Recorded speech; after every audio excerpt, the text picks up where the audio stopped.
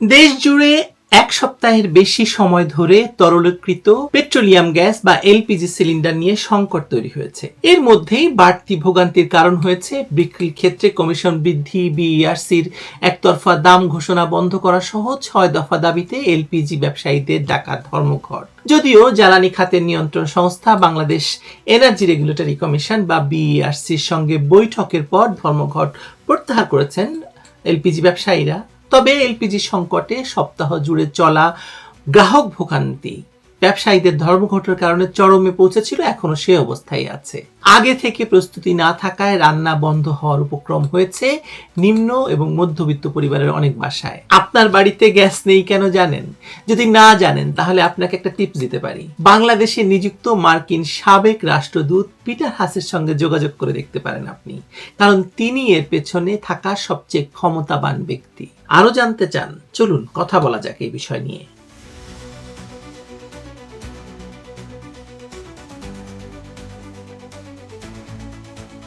আপনার কি মনে হয় শুধু চাহিদা আর যোগানের বিশ্লেষণ দিয়ে আপনি এই রান্নার গ্যাস সংকটকে ব্যাখ্যা করবেন? বাংলাদেশে রান্নার গ্যাসের সংকটকে যদি কেবল সরবরাহ এবং চাহিদার হিসাব বলে ব্যাখ্যা করা হয় তাহলে সেটা হবে বাস্তবতাকে ইচ্ছাকৃতভাবে সরল করা বা উপেক্ষা করা। এখানে সংকটটির কারণ এবং সূত্রপাত অন্য জায়গায়। এর পেছনে বহু স্তরের রাজনৈতিক সিদ্ধান্ত, কূটনৈতিক প্রভাব, আন্তর্জাতিক চাপ, অর্থনৈতিক স্বার্থের সম্মিলিত যোগফল যুক্ত। এলএনজি এবং এলপিজি ঘিরে আজ যে হাহাকার তা কোনো আকস্মিক দুর্ঘটনা নয়, এটি দীর্ঘদিন ধরে তৈরি হওয়া একটি কাঠামোগত দুর্বলতার প্রকাশ, যেখানে শেখ হাসিনার সরকারকে উৎখাত করে ক্ষমতার পালাবদল, আন্তর্জাতিক চাপ এবং যারা ইউনূসকে ক্ষমতায় বসিয়েছে তাদের স্বার্থ দেখা এবং তাদেরকে পুরস্কৃত করা, এবং এই যে ইউনূস সরকারের নীতি নির্ধারণ এক জায়গায় এসে মিলে গেছে সবকিছু। বাংলাদেশে নিযুক্ত মার্কিন সাবেক রাষ্ট্রদূত পিটার হাসকে তো চেনেন না? ওই যে লোকটা শেখ হাসিনাকে ক্ষমতাচ্যুত করার জন্য খেয়ে না খেয়ে উঠে পড়ে লেগেছিলেন।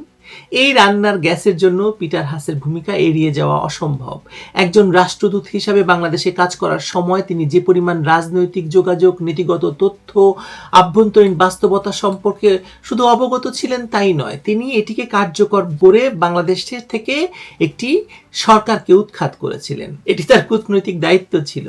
কিন্তু সমস্যা শুরু হলো তখনই যখন 2024 সালের জুলাইয়ে দায়িত্ব ছাড়ার মাত্র কয়েক সপ্তাহের মধ্যেই তিনি এক্সিলারেট এনার্জি স্ট্র্যাটেজিক অ্যাডভাইজার হলেন, মানে হিসাবে নিযুক্ত হলেন। এই দ্রুত রূপান্তর নিছক ব্যক্তিগত ক্যারিয়ার সিদ্ধান্ত নয়, এটি স্বার্থের সংঘাতের একটি ক্লাসিক উদাহরণ। কূটনৈতিক অবস্থান থেকে অর্জিত জ্ঞান এবং প্রভাব যখন সরাসরি একটি বেসরকারি জ্বালানি কোম্পানির মুনাফা বৃদ্ধির কাজে ব্যবহৃত হয় তখন সেটি আর নিরপেক্ষ অবস্থান থাকে না। আসলে প্রশ্ন হলো কেন অন্তর্বর্তী সরকার সেটিকে অক্ষত রাখলো? কারণ সরকার তো বলেছিল যে আগের সরকারের সকল অনৈতিক চুক্তি বাতিল করা হবে। যেসব চুক্তি বাতিল বা পুনর্বিবেচনার কথা বলা হয়েছিল সেখানে এই চুক্তির ক্ষেত্রে এক ধরনের সুরক্ষাই তো আমরা দেখতে পাচ্ছি। যুক্তরাষ্ট্রের সঙ্গে বাণিজ্য ঘাটতি কমানোর যুক্তি সামনে এনে বাস্তবে এর অর্থ দাঁড়াচ্ছে যে একটি নির্দিষ্ট দেশের এবং কোম্পানির উপর জ্বালানি নিরাপত্তাকে নির্ভর করে ফেলা হয়েছে। এই নির্ভরতা কোনো দিনই সস্তা নয়।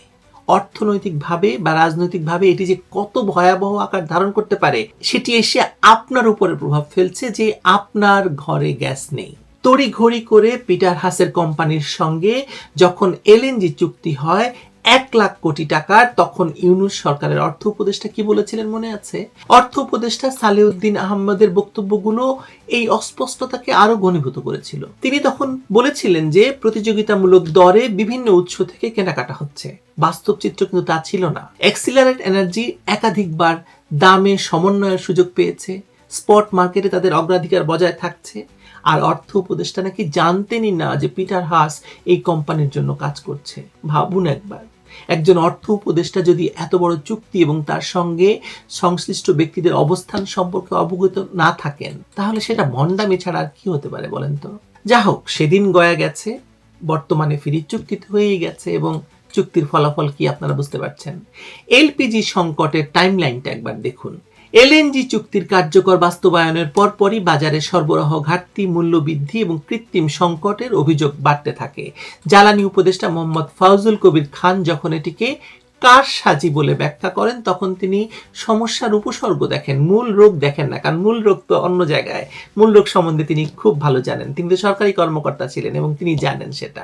ব্যক্তি খাতের কিছু অসাধু লোকের ভূমিকা থাকতেই পারে, কিন্তু একচেটিয়া চুক্তি এবং নীতিগত সীমাবদ্ধতার কারণে যখন কোনো প্রতিযোগিতাই থাকছে না, তখন কারসাজির সুযোগ তৈরি হয় রাষ্ট্রের সিদ্ধান্তের ফলে। এবং সেটা ফজল করিম খানের মতো জ্ঞান পাপীরা অবশ্যই জানেন।